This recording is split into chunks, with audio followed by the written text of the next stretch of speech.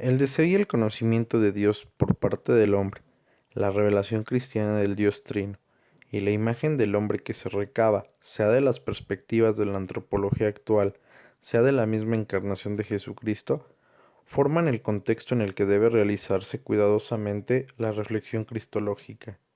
El origen de la Iglesia puede entenderse desde el punto de vista de su fundación, o desde el punto de vista de las experiencias fundantes que entraron en juego en ese acontecimiento. En el primer sentido, la Iglesia aparecerá desde el comienzo como una institución fundada por Jesús, organizada por Él de una determinada manera y basada en determinadas personas, cuya relevancia primera consistirá en la función que van a desempeñar o en el puesto que van a ocupar para la buena marcha de la Iglesia. En el segundo sentido, la Iglesia aparecerá originándose en una comunidad o sujeto de determinadas experiencias, no tan hondas y originales que de ella surgirá necesariamente esa gran novedad histórica, que es la Iglesia de Jesús, la Iglesia por cuyo origen nos preguntamos en anterior al Nuevo Testamento, no solo anterior, sino que es la comunidad creadora bajo la inspiración de Dios de todo el Nuevo Testamento.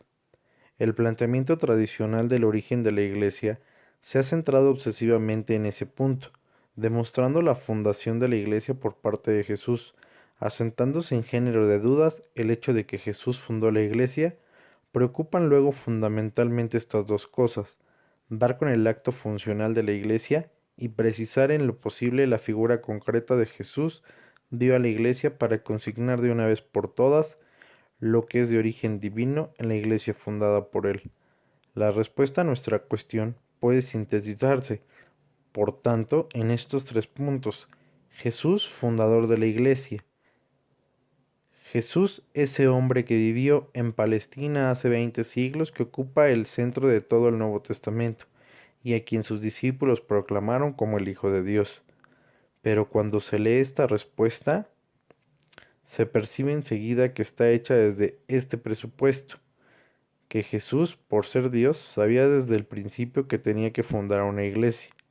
Más aún, que en definitiva, esa era la gran obra para que había sido enviado al mundo, y aprovecha luego la ocasión más propicia de su vida histórica para expresar a sus discípulos esta conciencia o para darles a conocer su intención de edificar su iglesia. 2. El acto fundamental. Por eso, en la eclesiología tradicional ha ocupado un puesto tan central y decisivo el texto de Mateo, complementado con otros textos de los evangelios. En la escena de Cesarea de Filipo, descrita por Mateo en el capítulo 16, irá implicado el sentido riguroso del acto fundacional de la Iglesia, como conciencia expresa de Jesús y como manifestación de sus intenciones. Una vez que Simón confiesa que Jesús es el Mesías, aprovecha esta ocasión para darle el nombre de roca y proclamar a su vez que sobre esa roca va a edificar su iglesia. Con un lenguaje semítico muy peculiar se describen los poderes singulares de Pedro en la nueva iglesia, pero lo más importante es poder señalar cómo con el dedo el lugar y el momento histórico en que Jesús habla expresamente de la fundación de su iglesia. 3. Figura concreta de la iglesia. Es evidente en la eclesiología tradicional que este punto es de singular importancia en la medida en que sirve para justificar cómo de origen divino la iglesia de cualquier época, incluida la configuración histórica que la iglesia haya adquirido en un momento histórico determinado. En un manual, escrito nada menos que en la segunda mitad del siglo XX, puede leerse todavía que Jesús fundó su iglesia como una sociedad religiosa, externa y visible, jerárquica, monárquica, permanentemente duradera, dorada de un magisterio infalible para ser cuidadoso, custodiado, muestra de la relevancia auténtica. De modo que Jesús fundó su iglesia estructurándola de una manera concreta.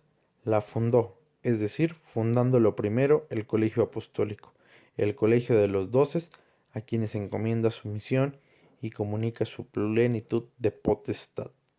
La fundó perpetuamente duradera, lo cual significa ante todo que lo fundado en Pedro y lo fundado en los 12 debe durar hasta el fin de los tiempos. Lo fundado en Pedro se perpetúa a través de sus sucesores. Los papas, lo fundado en los 12, se perpetúa a través de sus sucesores.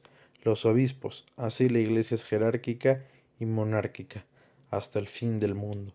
La fundó dotada de un magisterio infalible, es decir, de una forma autoritativa de enseñar sin posibilidad de error en las cosas pertinentes a la revelación auténtica para poder ser maestra y salvaguardar de la verdad de la fe.